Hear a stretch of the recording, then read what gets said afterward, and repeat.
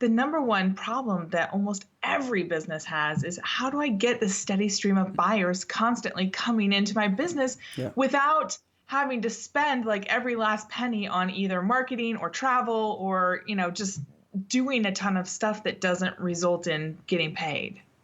Yeah, absolutely. I see it a lot with the businesses I speak to that they can be really good at going out there, winning the work. And then they get the work and they start doing the work and they're not out there. So they're not winning any more work. And then they've got this lull and you've got this cycle over and over again. And so it's quite interesting reading your website and finding out more about how you handle that. Yeah, well, so a few years into my business, I joined this high-level mastermind. And it was with this person who had built a multi-million-dollar business. And I was like, I need to know what she knows. I need to understand how she has this business constantly coming in. And what I found when I joined this mastermind is that her way of doing business was not my way of doing business. She basically was on the road all the time, like traveling probably 4.5 days a week, every week, and speaking and going to events. And I tried her way. I went to over 50 events in a 9-month period of time. And I was just like, you know what? I did not quit my corporate job and start my own gig to do this. It's too hard. It's too draining. And even worse, Ben, and I don't know if you've had this happen. I would go to these events. I would meet all these people. I would come home with this big stack of business cards. I would enter them into my CRM system. I would start making calls. And it was like just banging my head against the wall of the same conversation after the same conversation. And it wasn't turning into business. Yeah. My business didn't really grow. I added people to my database, but I didn't like have people lining up to buy from me. And I was like, this is stupid. It's costing me so much time, so much effort. And I'm on the road all the time, exactly the opposite of what I wanted for my business. And it's not working. And I just took a step back and I was like, I just need to go back to basics. Marketing can be simple, but I was caught up, and I know a lot of my clients and a lot of my students get caught up in all of these shiny objects of, wow, look at this really cool thing you can do on Instagram or Facebook or with video or, whatever. And pretty soon you're doing all these random acts of marketing, but none of them are coming together and really helping you create a system and a relationship with your audience. And so that's where I was. And I just said, you know what? I just need a really simple marketing funnel, super simple. And I need people to be ready to have a sales conversation with me so that I'm not just chasing them, trying to see, is there a need here? And that's really when I, stopped all those random acts of marketing and got super focused and said, okay, what do I do best? And how can I get people ready to have a sales conversation with me so that they're leaning forward and saying, how can we work together, Michelle, versus leaning back with their arms crossed saying, oh, what's she going to pitch to me? You know what I mean? Yeah, exactly. You don't want to be wasting their time and they don't want to be wasting yours. If you can get them ready and they want to hear more, they want to find out how you can help them. So tell me more about the funnel. How do we get started? How do we sort of pull back and understand who our customers are and how we can have a better experience and sort of bringing them up to speed and ready for that conversation? Yeah, well, and the first thing that I always do before we even get to the funnel is ask two main questions. Number one, how are you most fascinating to your audience? How do you show up best? Because when people try to force us, force me, force you into a one size fits all, like this is how you have to market your business, a lot of times it's not the right fit for us. And I love Sally Hogshead's work. I don't know if you've ever seen it, the How to Fascinate work. I haven't, no. She has this quiz online and it's at howtofascinate.com. And the premise of the work is you don't have to learn how to be fascinating. You have to unlearn how to be boring. And basically you have to unlearn how to try to fit yourself into this box. And so one of the first things that I usually do when I'm working with somebody is ask them to take that quiz.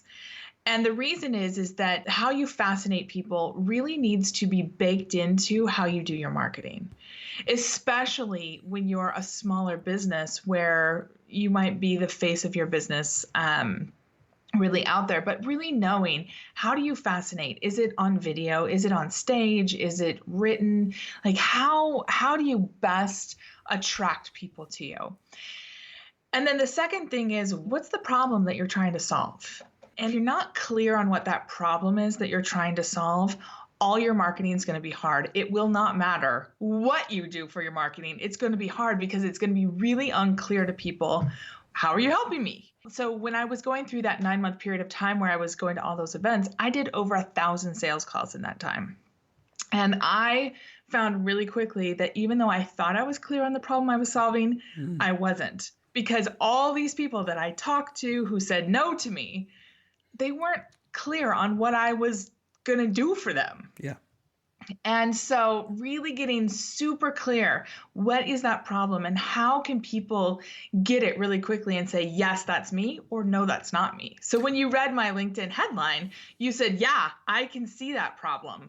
Versus if I just said, I helped market and grow businesses. That's too generic. Yeah. So you think focusing down and niching on a particular problem, in your case there, it's very clear. Even though you might be able to help with other things, once you've got over that particular issue, that's what captures people initially. Yes. How did you go through that process? Because I agree with you. I think that's the right way to do it. That's the right way to focus down and niche, at least initially, with your customer. But how do you get to understanding what that is, what really fascinates people, and then what problems you're really truly solving?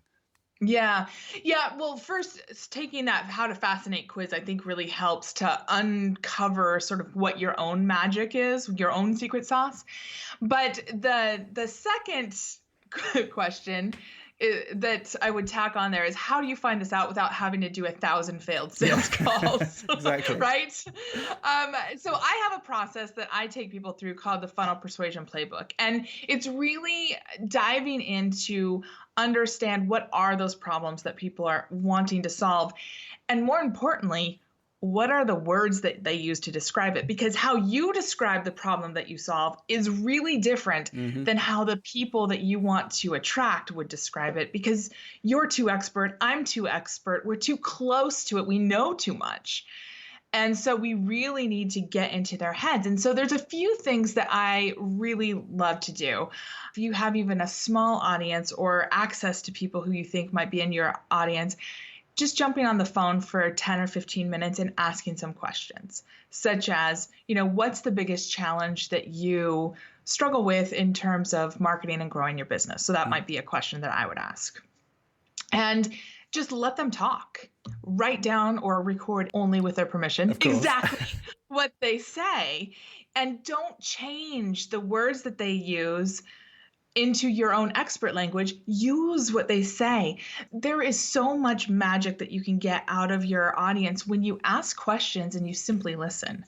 Now, if you don't have access to an audience, you can go to places like blogs that are in your space and see what questions people are asking on blog posts.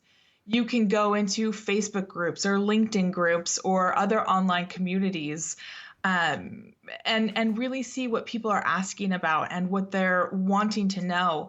And again, the biggest thing that I always have to wrangle people on is, don't change their words into expert words.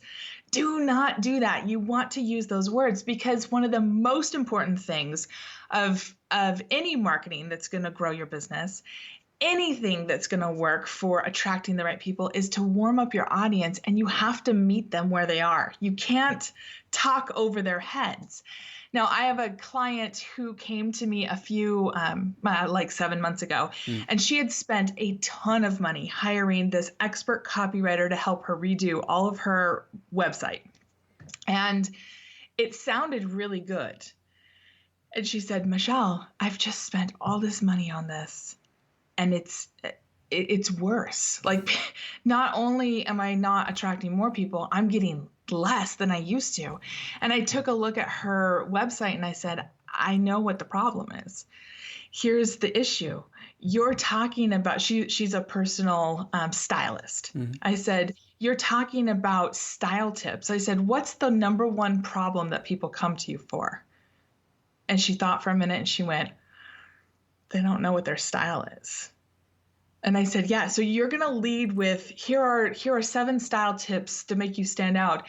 And their number one question is, but I don't even know what my style is. And so you're talking at them up here at the, grade 12 level, Yep. and they're back at kindergarten saying, just help me figure out what colors I should be thinking about, right? And she went, oh my gosh, you're right.